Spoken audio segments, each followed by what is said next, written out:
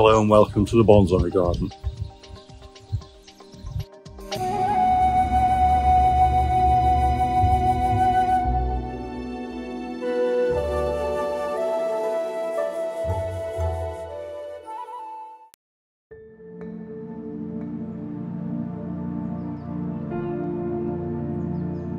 Hello and welcome to the bonsai garden. It's currently the middle of January and the deciduous trees in the garden have all lost their leaves, and this is a great opportunity to have a look at the structure of several of the trees and make assessments about what to do with them and what improvements can be made. This particular tree that you can see is a Cork Bark Chinese Elm root over rock, and I've had this tree since my birthday last year, and I bought this from Adam at All Things Bonsai.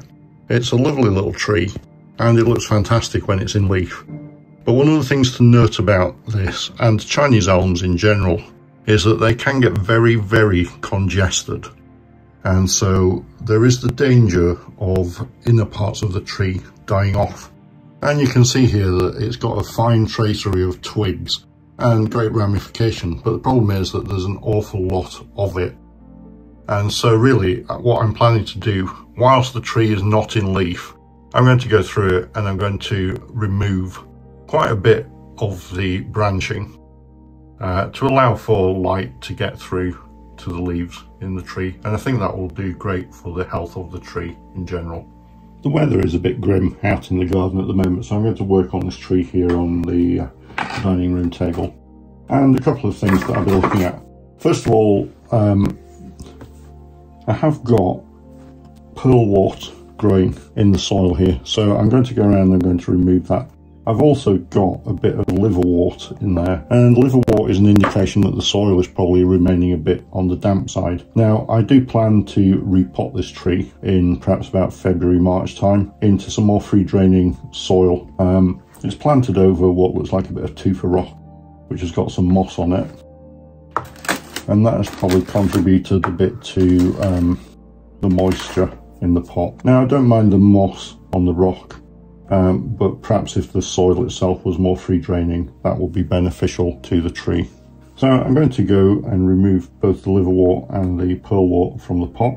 I'm then going to have a look at thinning out the branches of the tree and making an assessment really about where I can remove branches without causing too much of a loss of the actual profile of the tree, but at the same time allowing for air and for light to be able to penetrate in towards the centre of the tree. Without doing that, there is the danger that some of the branches might die off and get some die off towards the centre of the tree, so I want to try and avoid that. I'm trying to position the camera so you can see as clearly as possible what I'm seeing as I work on the tree.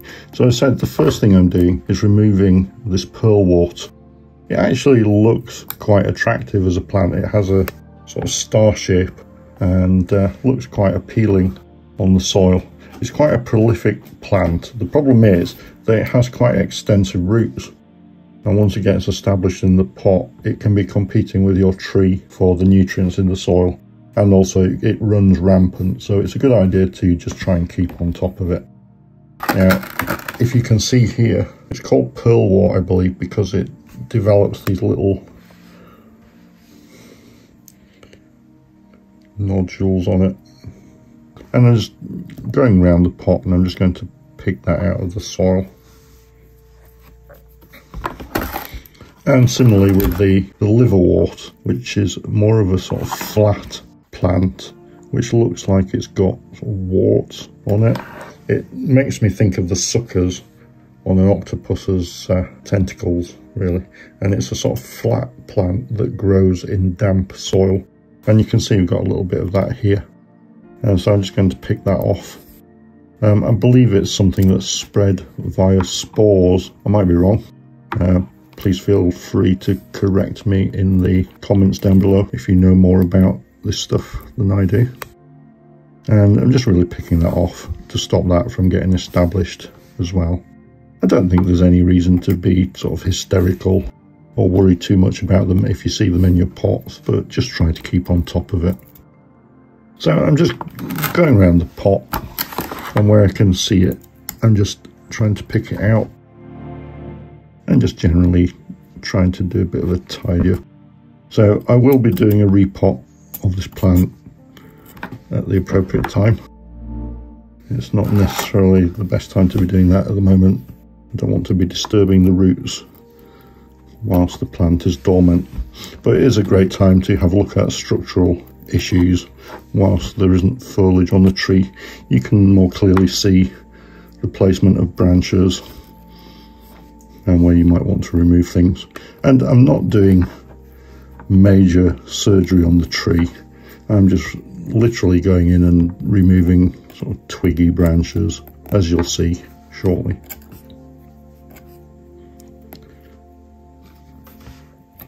There is some leaf debris on here as well. I'll remove that whilst I'm at it.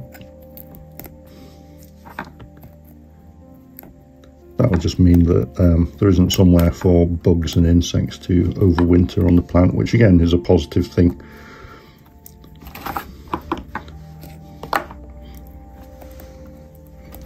And you can see here again the sort of star shape of the pearlwort, and just picking those individual plants out.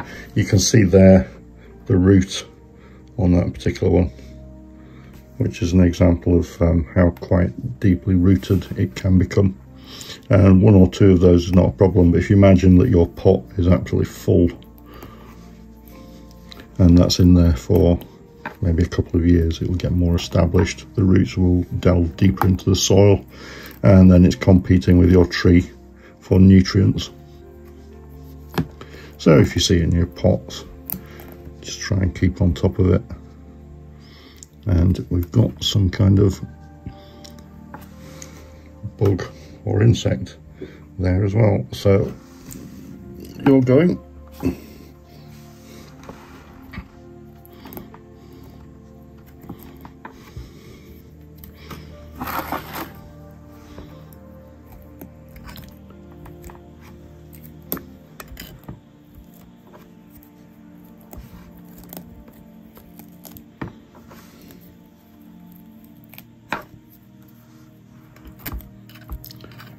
And I'm getting the aroma of damp soil as I'm working around on this.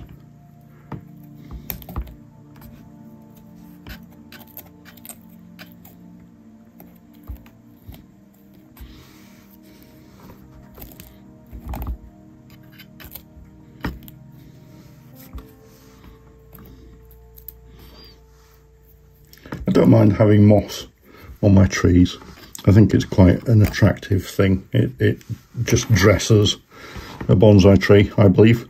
Apart from the fact that moss itself is quite a charming and very attractive little plant, it also can hold moisture and be beneficial to trees, particularly smaller trees. I've got another bug or larva of some kind there. So again, that's going.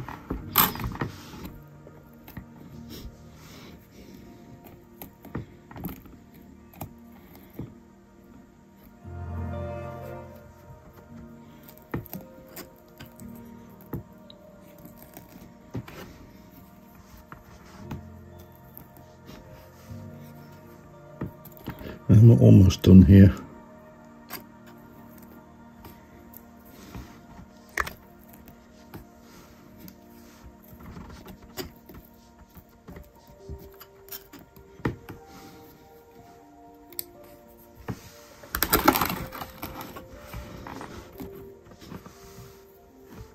And a little bit more pearlwort just around this side.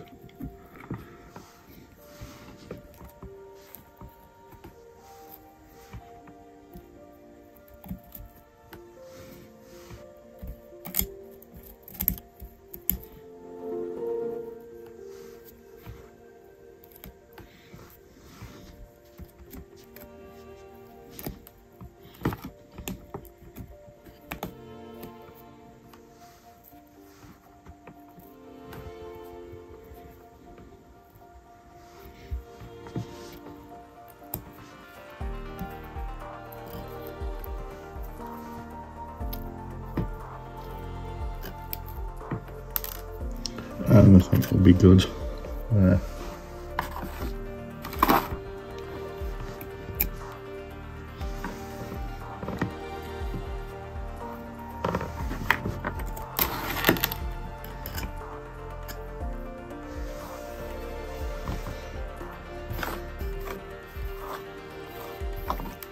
So that's the weeding done on the plant. So now what I need to do is I need to have a look and address the structure of the tree.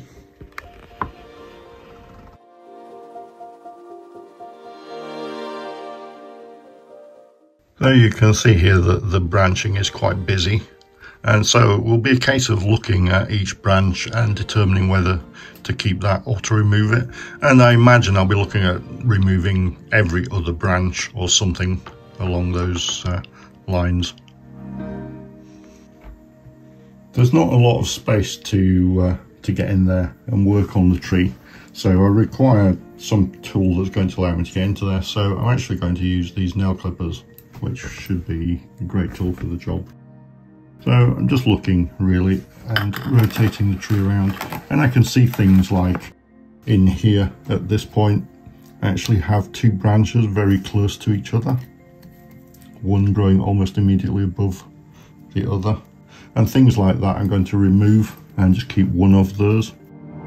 The problem is that in leaving that, the tree becomes quite congested and it's quite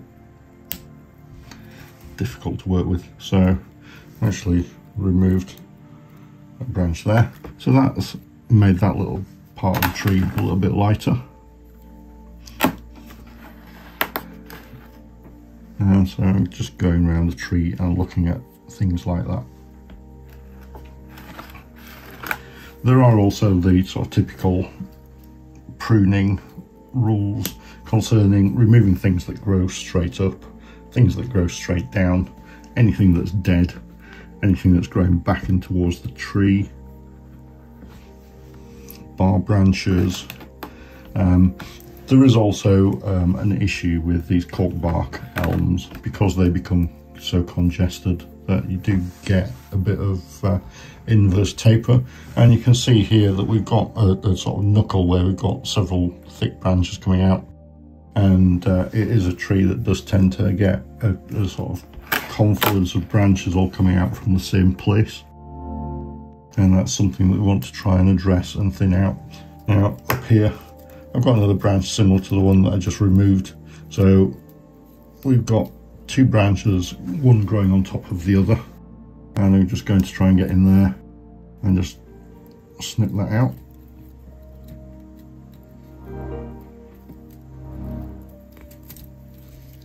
And it's a bit fiddly to get to because we're talking about quite congested branches and it's quite a small tree, so I'll just remove that. It's quite a vigorous tree, so even if I was to remove quite a number of branches, I would expect that it will grow back quite healthily in spring and summer.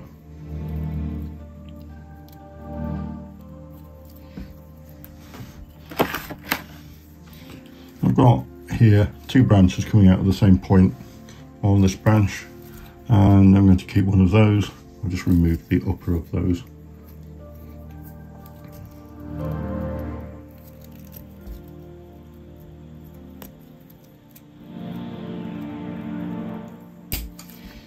There we go.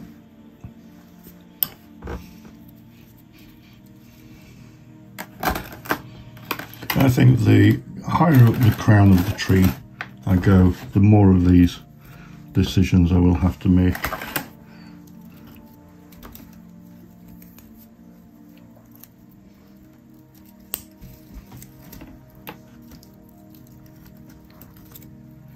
So I'm just going around thinning.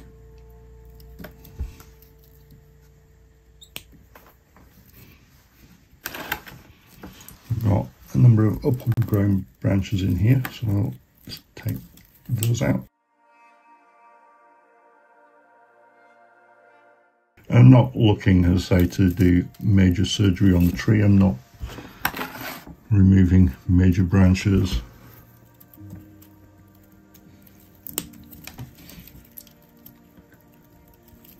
I can also remove thinner, weaker branches that will never really develop.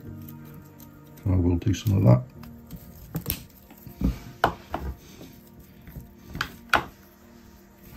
And also just clean up any stubs left over from previous pruning.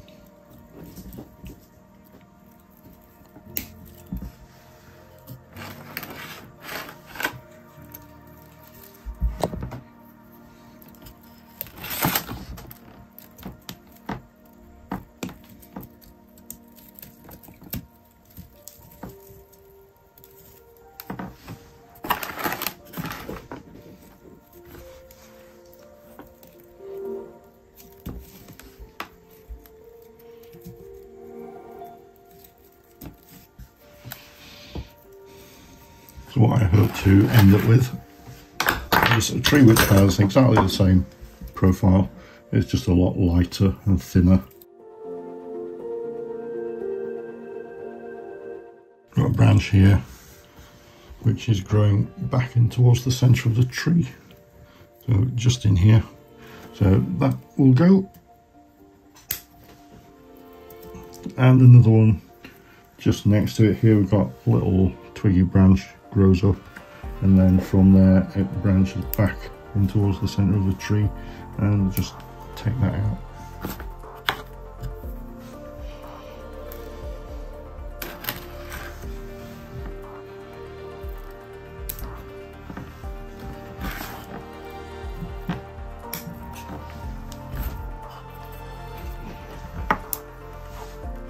I found that as I move further up the tree, the nail clippers are not quite as successful for reaching in amongst the other branches. So I use my scissors instead.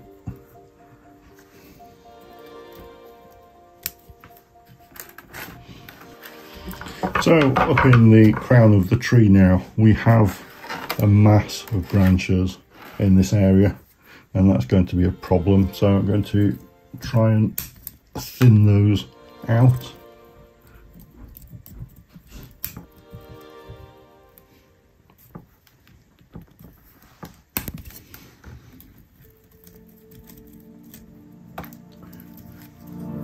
And it's just really a matter of judgment as to which to pick. There's no real right or wrong.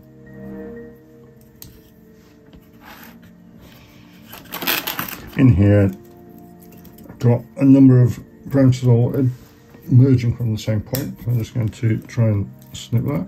So I've taken that much out from there.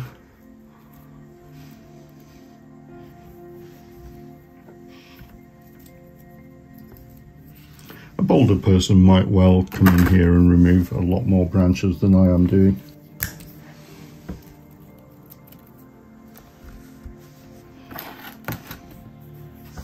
So potentially here, for example, I could remove that. We've got a pad underneath, but would we then be left with a bit of space in this area?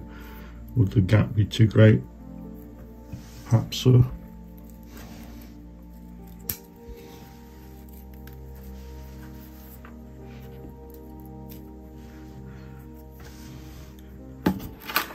Up here in this area, again, we've got a large number of branches in there, so I'm going to try and remove some of those, and I'll probably remove the more upper growing bits there.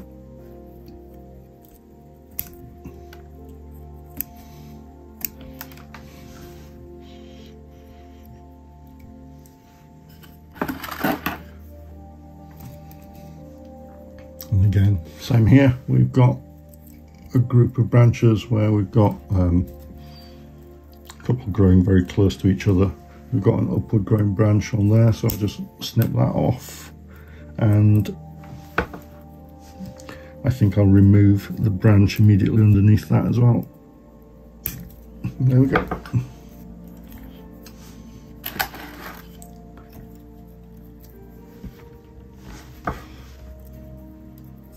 It's possible as well some of these branches might be dead, but it's difficult to tell at this time of year. Take that one off. Snip that one out of the crown. Just tidy up in there.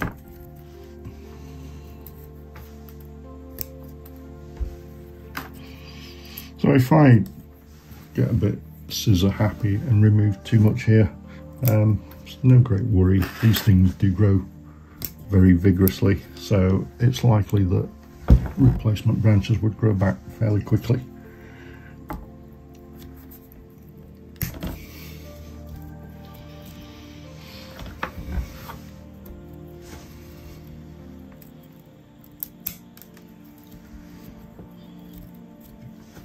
and they'll probably grow back more healthy and vigorously as a result of me having done this exercise anyway.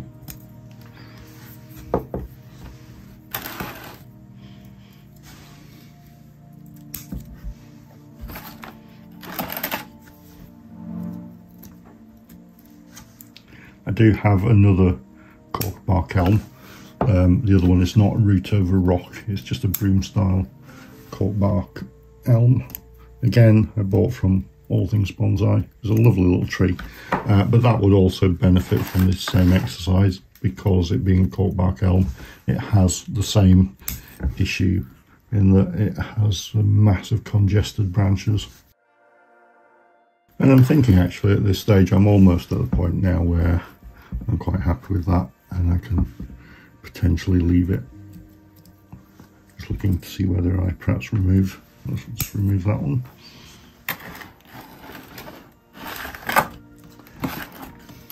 And then looking up at the crown here and just deciding, do I leave what's in there now or do I remove something? And I think perhaps I'll do just chop that down a little and take that one out. And I'm thinking really at that stage that's as much as I need to do on here.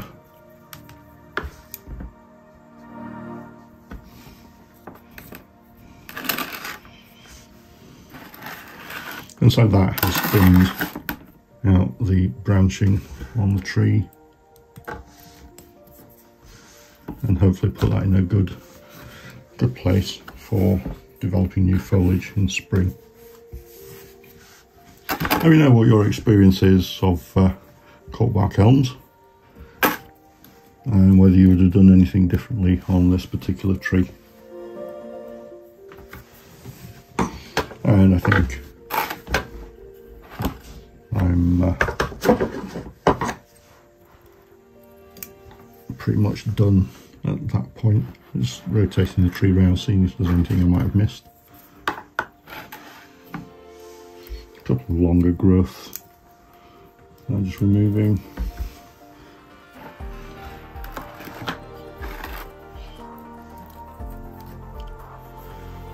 And I think I'm good with that.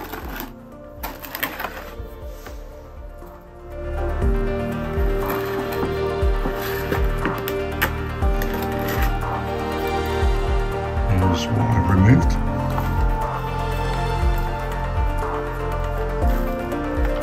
And it's thinned out the tree quite considerably. So here we have the tree after I've pruned it, thinned it out quite considerably, and it's all set up now for spring.